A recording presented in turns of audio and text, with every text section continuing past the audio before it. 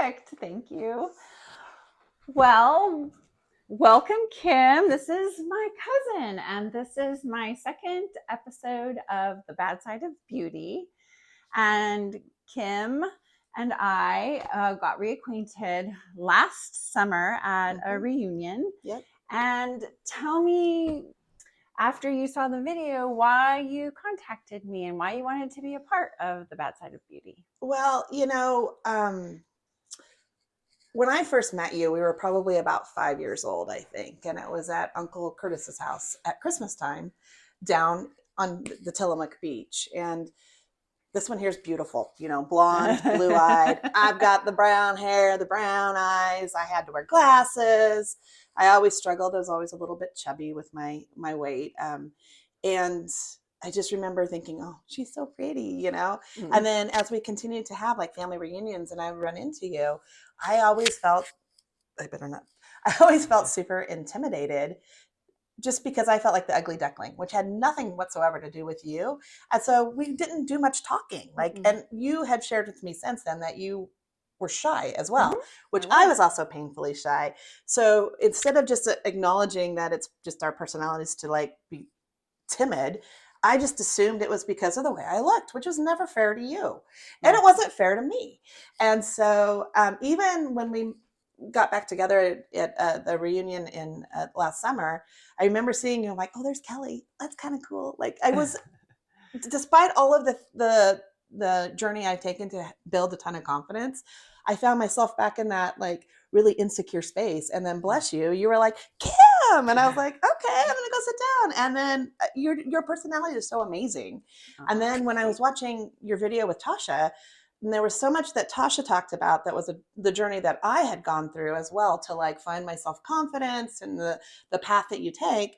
And then listening to her tell the story about a friend who didn't want another friend invited to a party because that other friend was so pretty and that friend was you. I don't know, there was just something so extraordinary in my mind about how we as women struggle with the way society labels us, and then we give into that labeling because you were a model and all that thing. Then you had the beauty and I had the brains. Not to say you don't have brains, don't get me wrong, but I went down the college path and I did this stuff while you were modeling, and it was such a juxtaposition considering the fact that we were raised by the same brood of folk. Our family are farmers and they are very well rooted in farmland, and our mothers are cousins. We're second cousins. Our grandmothers were sisters, but we share the same great grandparents. And what I had seen in all of our family, for the most part, is that same sort of value set. But at the same time, the negative stuff about looks and things, and that's part of how they were all raised. I think that for historically, we've always put women in particular have to be perfect and they have to look perfect and they have to behave perfectly. And I think, at least for like my mom, I think she still struggles with some of that, like the weight of other people's opinions, which really makes me sad because, she's 78 and I feel more freedom where I don't feel as much of that weight of everybody else's opinion because of all the work I've done to get to the space I'm in, which is, really feeling a lot of confidence. And when I was listening to Tasha talk about how successful she's been as a photographer, and I think about, I'm fairly successful as well. I work for a very large city. I am the lead negotiator or one of the two lead negotiators, chief negotiators of their labor union contracts. And when I sit back and think about that, I'm like, well, that's kind of impressive, but I never see it as impressive, so it's just, I just got it was just a very emotional. I had to stop and actually contact you while I was watching the video because it was just so powerful for me. And I wanted to continue this work with you, like in that way. Perfect. So you just said something that struck me. You said you didn't see what you were doing as impressive. Why not? And where do you think that came from? I think it came from the poor sense of self that I had for a lot of years. And one of the things, my brother is also very successful, but he is 2 years younger than me. And I always felt like I would set a bar fairly high and then he always beat that bar. And so I always felt a little bit like a failure, oddly enough, because I just couldn't, he was always beating me at everything. And it's not a competition, but when you're growing up, it feels like a competition. And so, whenever he does stuff, I feel like I am the one who is always putting myself down. And what Mm. I, to be a labor negotiator or any negotiator, you have to argue really well. And my Mm. brother and my father both process super fast. I'm a fast thinker, and I consider myself intelligent, but next to them, I feel stupid. And what I Mm. said to my brother this last summer, I thanked him, because had he and dad not kept me on my toes as I was growing up, I don't think I'd be in the job I'm in today. Mhm. And he was like, "You're not stupid." I'm like, "No, I'm not saying I am stupid. What I'm saying is you guys are just that much smarter, and it kept me on my toes." And Mm. that's why I'm in the position I'm in and doing the work I'm doing. Sure. And do you think that there was anything else happening in society as far as being a woman, as far as other maybe physical Mm-hmm. appearances and things Mm-hmm. that were Mm-hmm. contributing to Mm-hmm. that? Yeah, because the way how like you look, as people will say, like a Barbie or something. And I always felt like people were just handing pretty girls, women, whatever, everything, and the rest of us worked really hard to get where we're at. But I worked in a couple of fields that were very male dominated, and so it was really difficult to get, you'd say something at a staff meeting, and they would look at you and be like, "Oh, that's nice," and then like four people later a man would say the same exact thing. And I got to be a little bit pissy pants, I guess, because I would be like raising my hand, and they'd say yes. And I'm like, why was it when it was my idea 4 minutes ago? Why didn't I get the same reaction? And they all just stood there like, I don't know what you're talking about. And they don't put any value into the contributions you're making. And so when Mm. you're struggling at bumping up against that kind of all the time, you start to internalize a lot of that, and you have to really fight your own internal voices to get over those humps and to be like, no, I have value, I know what I'm talking about, I'm intelligent, I'm articulate, and those kinds of things. And it feels like society, through things like Barbie dolls and other things, and thankfully it's getting better, but it reinforces all of that. You look at I was watching a game show out of Scotland, which I was really enjoying. It was a trivia type game, and they had people on there as contestants who were like blind or deaf, and they just modified the game so that they could participate in the same way that other people without those conditions could participate in.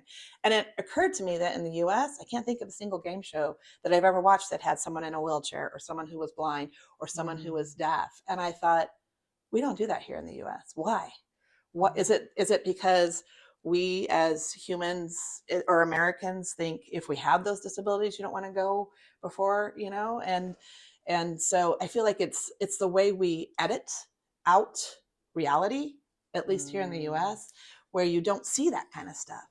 You don't, Mhm. I remember when we were kids, they finally started having folks with Down syndrome Mm. as actors and actresses and stuff. So I feel like for women, that's just that one more hurdle you have to hit, besides just um, the, the the stuff that you're naturally and already bringing to the table. Mhm. Do you think that there's like some sort of a perfectionistic kind of thing happening in our society? And also, can you speak to comparison? Mm-hmm. Comparing what?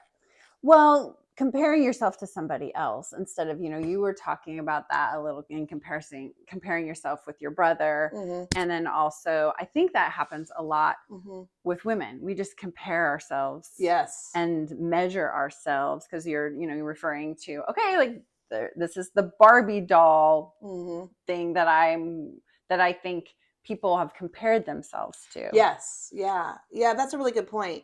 Um, I mean, I think we've heard about it a lot in society as I've grown up, because you've got your airbrushed perfection on TV, you've got your airbrushed perfection in the movies, you have your airbrushed perfection in magazines and things.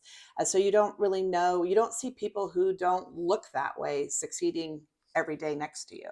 Mm-hmm. And so we look so much to that media that we see, that's what we're comparing ourselves to all the time. And I know that, like, for me, I was, at least I still do to some degree, compare myself to everybody around me and think, Mm. where am I not, how am I not measuring up? Like, how come I can't do what that person's able to do? And then as things like, maybe it's I used to assume it was because I was overweight Mm. that people wouldn't necessarily give me an automatic understanding and when they're looking at me and interacting with me. Mhm. And then you see somebody who's overweight being successful and you think, okay, it's not that. And then you have to start internalizing what is it about yourself that's actually creating that situation you're in. And Mhm. that was one of the things that I went through as in my 20s and 30s was learning how to be beautiful on the inside. And then I didn't Mhm. have to care about being beautiful on the outside. And now I actually think I am beautiful on the outside. Mhm. And so for me, it's like it's been this huge revelation. And what I think I've seen as we've gotten older is that I think people with a natural beauty don't necessarily show the any insecurities they have. So they appear to not have insecurities because you're doing things that are so dreamy. It's the things that everybody would like to go do. Everybody'd like to go model. Everybody'd like to be an actress or whatever those things are that you're not achieving because we're constantly comparing ourselves to those who are doing it, and Mhm. we don't measure up for whatever reasons. I did some acting as part of a training when I was working for a law enforcement agency, and I was one of the best actresses they had in these scenarios that we would do to train new officers. And I remember thinking, maybe I should have gone into the theater when I was younger, like a really good friend of mine did, and how my cousin was a model and everything. And then I started to build like some own internal confidence that way. Mhm. So I stopped comparing myself to everybody else and just comparing, am I better today than I was yesterday, just for Mhm. me, Mhm. comparing myself to me and developing Mhm. myself that way and finding my self confidence by struggling early on and working hard to get to where I'm at. And I feel like that happens also for other women that are considered beautiful by society standards. You still have insecurity. You still have to go through that same journey till you're in your 50s. And by the way, we're the same exact age. So, and we look fabulous for the age that we are. So until you get into your 50s and then and maybe 40s and 50s where you start that journey of self-confidence and you start throwing off the opinion of other people. That was something I saw recently on Facebook that that what you should really do is stop wearing the burden of other people's opinions. Mhm. And that was just so that is kind of where I had gone to. And what I had decided is if someone doesn't like me, unless they tell me why they don't like me, that's not my problem, it's their problem. And if Right. they want to tell me, and then I think, oh, that's something I could work on, I will work on it. If it's something I'm like, well, that's just a you thing, it's not a me thing, then I'm like, well, then we're not meant to be friends. And one of the things I've learned is that it's okay. It's okay to not have everybody like you. Because Mhm. when I was younger, I wanted everybody to like me. And that's Mhm. not to say that I don't still really strive for that, but I also recognize it's an impossible thing to Mhm. to make everybody happy, no matter how many times you hear people say that. Right, right. So, what I'm really taking away from what you're saying is, we have these experiences when we're younger, and it creates a lot of pain and a lot of suffering. Mm-hmm, And so mm-hmm, then we have to figure out mm-hmm, what's really important. And a lot of what's really important is what's on the inside and mm-hmm, how we feel about things, mm-hmm. not what's on the outside. Right. Yeah. And to start learning that we don't want to rely just on that, and that Mm-hmm, it's super important to develop those things on the inside and get to know somebody mm-hmm. based on who they are, not what they look like. Yeah. For Yeah. sure. I think For so, for sure. sure. Definitely. Yeah. And how do you think, you had mentioned to me and here too a little bit about your upbringing and about like your mom. Is there Mm-hmm. anything else you wanted to share about that? Yeah. So my mom struggles with weight as well. And I think, she never wanted me to struggle in the same way she did. And so she chose a way of parenting that was the most that she knew, and she was really doing the best that she knew how. But one of the things that I think she did a lot was try to control the food I ate. And wildly enough, it kind of almost did like, I don't like Dr. Phil anymore, but I used to like Dr. Phil. So, but he would say back, I used to watch him in the early 2000s, and he would say, you create what you fear. And I Mm. almost feel like that was the psychological effect was my mom worrying about my weight made me like almost double down and just do what I wanted to do. And I gained a whole ton of weight. And I feel bad because I always worry that maybe mom thinks I'm a failure, but I know she doesn't now. We've Mm. come to that understanding, and I love my mom to the moon and back. And one of the things that, as we grow and learn, we have to shed that stuff from our past and own it today, and Mm-hmm. own what our choices that we make today. Because what I did when I was 12, I I need to change that if that's the way I want to be differently. If I'm okay with it, then I'm also okay with it. So Mm-hmm. it's just like learning to come to that space. And I think my mom had, or probably still does to some extent, mom not as much as she used to, but she used to compare herself all the time to people, strangers. Like we'd be at grocery stores and mom would be like, "Am I as heavy as that person?" And sometimes she was, and sometimes she wasn't. But you always wanted to tell her she was not as heavy as that person, because you didn't want her to get her feelings hurt. And so you knew that she was constantly comparing herself to other folks. Mm-hmm. And she doesn't do that anymore, and she grew out of that. And but I look back and I just think it's I'm glad that I'm in a space that I feel like it's different than hers. Like I feel like I've gotten to the space sooner than she did in our Mm-hmm. lives. And so, she's almost 80, and I think she got there probably around 60 to 65. And here I am in my 50s and being like, yeah, no, I get it now. And mom helped me as well after, once we got to that adult child relationship with your parent, where they're no longer like raising a child. Now you're an adult, and you Mm-hmm. have a different friendship with your family that way and your parents that way. And we're able to talk more realistically about our own internal feelings and stuff. And mom was really great as I was like struggling in my 30s and 40s with, someday you won't care about any of this stuff. And she's Mm-hmm. right, you don't care about it. And I'm just really glad that I'm at that point where I can continue to enjoy my life for another 30 or 40 years and not care about that stuff. Mm-hmm. Yeah. So, are there any other things that you would share with somebody who is struggling with like exterior validation or not feeling worthy Mm-hmm. or, I yeah. really found, because I definitely felt that way when I was in my 20s and probably early 30s. And I struggled with friendships. I mean, I'm lucky to have friends in my life that I've known since I was 8. But, and I've got other really long term friendships, but I lost a lot too when I was in my teens and 20s, because I was expecting them to be perfect, because we're all supposed to be perfect. And so then when they were imperfect human beings, I would like get angry about it and then not stay friends with folks. And so what I started to realize is that I wanted to be the person, the friend that I wanted as a friend. Mm-hmm. And so I started working internally with learning that we are, like, who we are on the inside is really who we are on the outside, and becoming that person. And then now these days, people are just, I talk with strangers all the time. I don't have any trouble. Strike up conversations with people and in elevators. And one time I did it with Senator Ron Wyden, not realizing, I'm like, he looks familiar. Ding Yeah. dong. And then even last night, I mean, I think there was a time. So last night I got the blessing of meeting Gary Payton, the former Supersonic from the basketball team back in the day.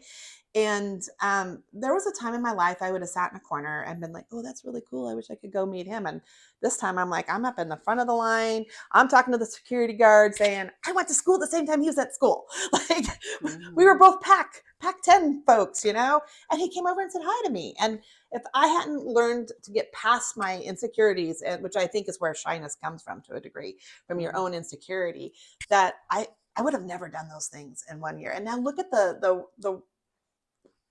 fun that I'm having, because Mm-hmm. I just don't care. And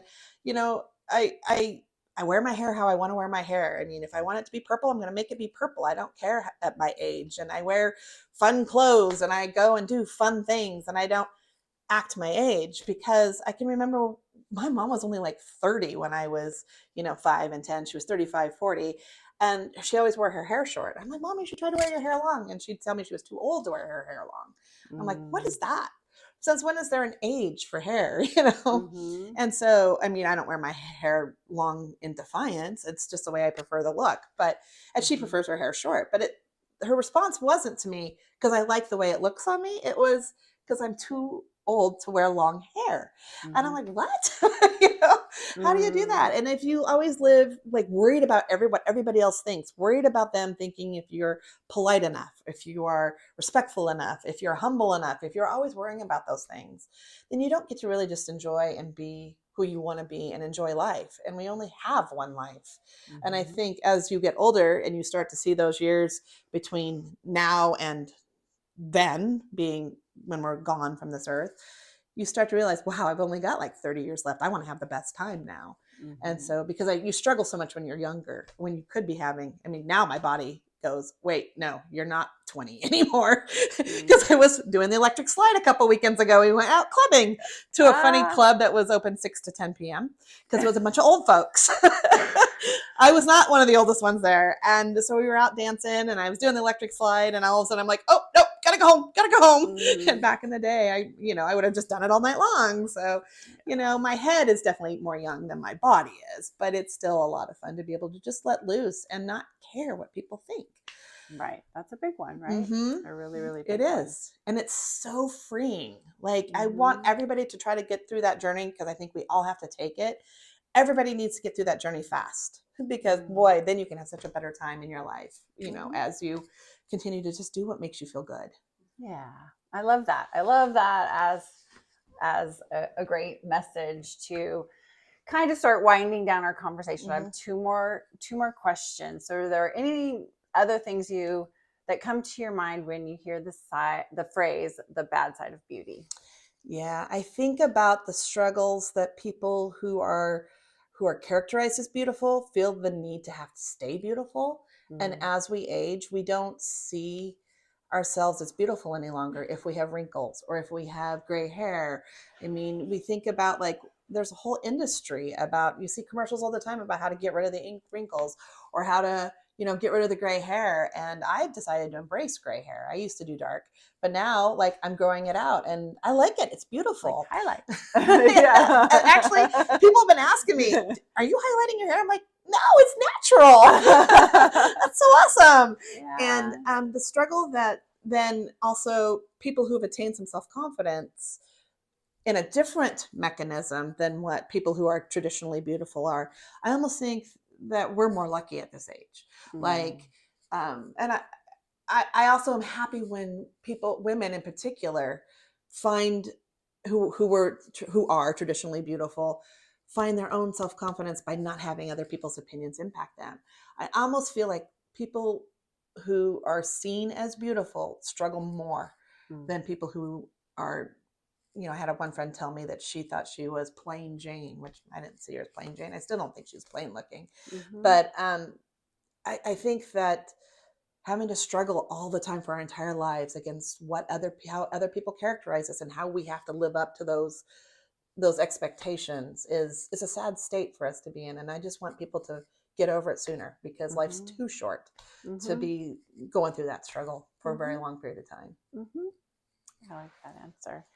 And then the last question is, how do you define beauty, and what do you find beautiful in this life? I define beauty strictly through the way people behave. And my best friend, who is actually here today, and she and I celebrate a birthday tomorrow. And her brother, who's a couple years older than us, had one time when we were a lot younger said she is the nicest person on earth, except for maybe Mother Teresa, because at the time Mother Teresa was still alive. So now Lissy is the sweetest person on earth. She has always been beautiful in my heart and in my eyes, regardless of what she looks like. Mm. Like, because she